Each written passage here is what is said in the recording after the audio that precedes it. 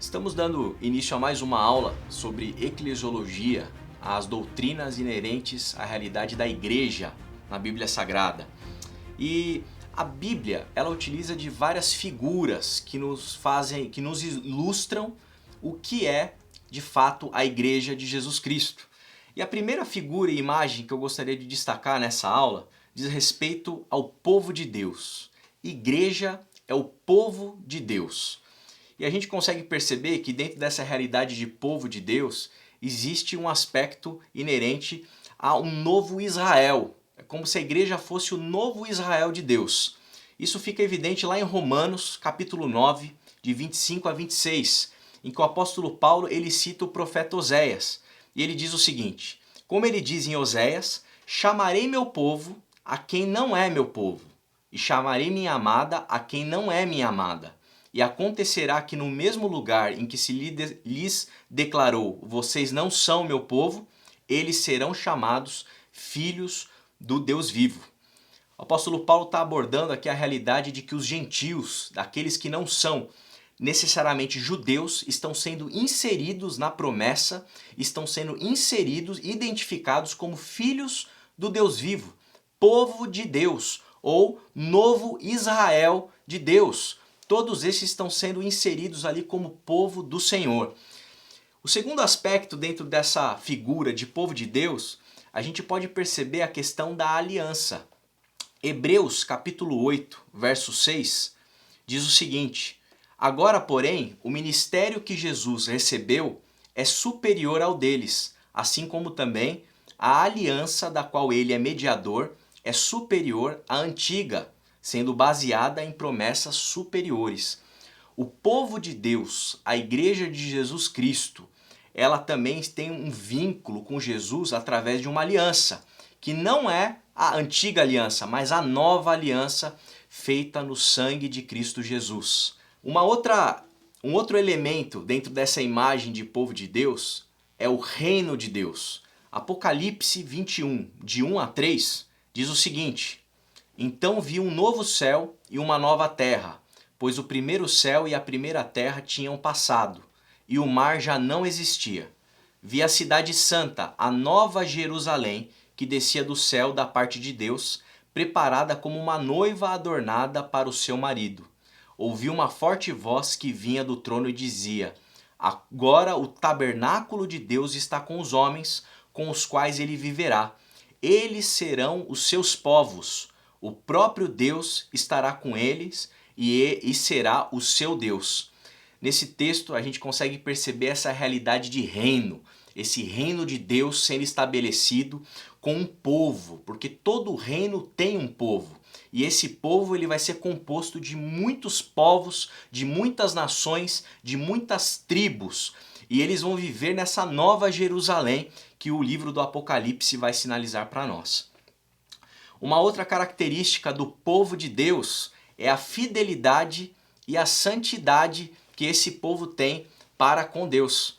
Primeira carta de Pedro, capítulo 1, de 15 a 16, diz o seguinte: mas assim como é santo aquele que os chamou, sejam santos vocês também em tudo o que fizerem, pois está escrito: sejam santos, porque eu sou santo.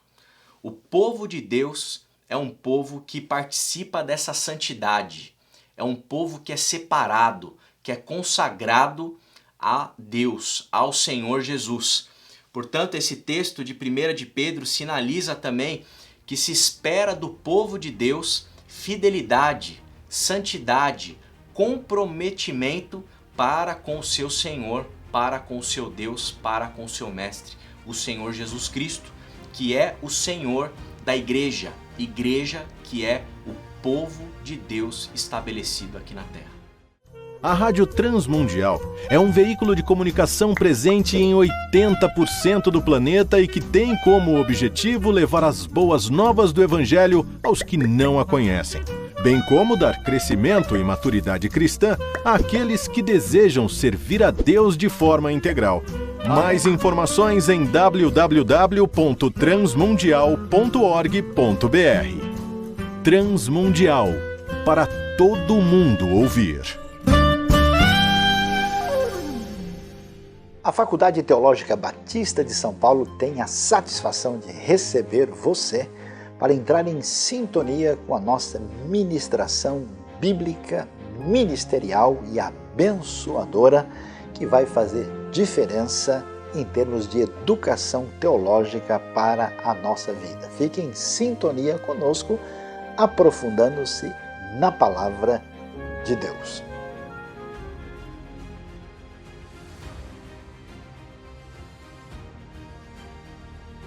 Dando continuidade a essa terceira aula sobre eclesiologia, nós vamos falar sobre uma outra grande figura que aparece no Novo Testamento que diz respeito à realidade da igreja. Igreja é corpo de Cristo. E a gente consegue perceber dentro dessa realidade do corpo de Cristo, em primeiro lugar, lá em Colossenses, capítulo 1, verso 18, em que Paulo diz o seguinte: Ele é a cabeça do corpo, que é a igreja. Ele, Jesus, é o princípio e o primogênito dentre os mortos, para que em tudo tenha a supremacia. Portanto, o apóstolo Paulo deixa claro, deixa evidente que o grande líder, o grande cabeça desse corpo de Cristo é o próprio Cristo, é o próprio Senhor Jesus. Então Jesus é o cabeça da igreja.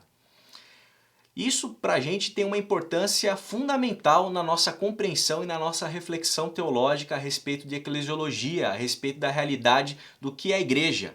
Se igreja é corpo de Cristo e o cabeça do corpo de Cristo é o próprio Cristo, é o próprio Senhor Jesus, isso significa dizer que não existe nenhum tipo de pastor todo-poderoso que pode ter para si mesmo ali o título de líder da igreja, de cabeça da igreja. Nenhum tipo de pastor, ou grande apóstolo, ou grande bispo, nada disso. O único grande líder e dono responsável pela edificação da igreja é o Senhor Jesus. Isso também significa dizer que não existe nenhuma grande família que é dona da igreja, como às vezes a gente escuta por aí. Nenhuma família pode ter para si esse título de dono da igreja. O verdadeiro dono da igreja é Cristo Jesus. Da mesma forma, nenhum grupo ou facção ou grupo que exerça algum tipo de poder na realidade visível da igreja pode se auto-intitular o dono da igreja, o cabeça da igreja, porque o único cabeça da igreja é Jesus Cristo. Dentro dessa figura de corpo de Cristo, é importante a gente notar que é através do corpo de Cristo que Deus decidiu exercer suas atividades no mundo. Efésios capítulo 1, verso 22 a 23, o apóstolo Paulo diz o seguinte: Deus colocou todas as coisas debaixo dos seus pés e o designou como cabeça de todas as coisas para a igreja, que é o seu corpo, a plenitude daquele que enche todas as coisas, em toda e qualquer circunstância. Por isso, precisa ficar evidente para nós que estamos estudando esse assunto da igreja, da eclesiologia, que Deus, ele decidiu, na sua soberania, utilizar a igreja para encher todas as coisas, para exercer sua atividade no mundo. E, consequentemente, a gente precisa entender que Deus decidiu usar pessoas. É através de pessoas que Deus exerce a sua atividade no nosso dia a dia, na sociedade, no mundo que nós vivemos. Uma outra característica do corpo de Cristo é a unidade que deve existir e deve prevalecer entre todos aqueles que formam o corpo de Cristo. Ou seja, a unidade que deve existir entre todas as pessoas que são a igreja de Jesus.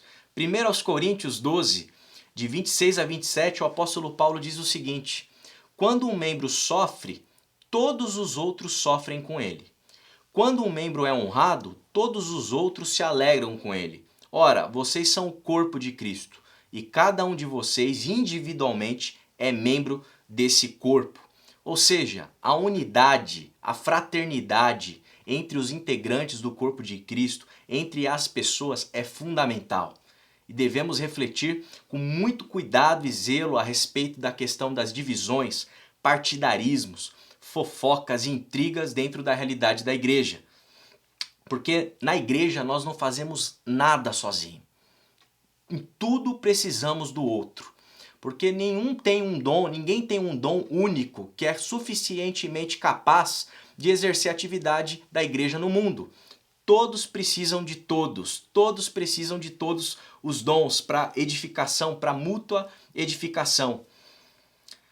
Portanto, essa relação que existe entre os membros do corpo de Cristo é uma relação estritamente orgânica, que não está baseada em cargos, nem mesmo em hierarquia, mas em funções específicas através dos dons que Deus tem derramado sobre a sua igreja para cada indivíduo que compõe o corpo de Cristo Jesus.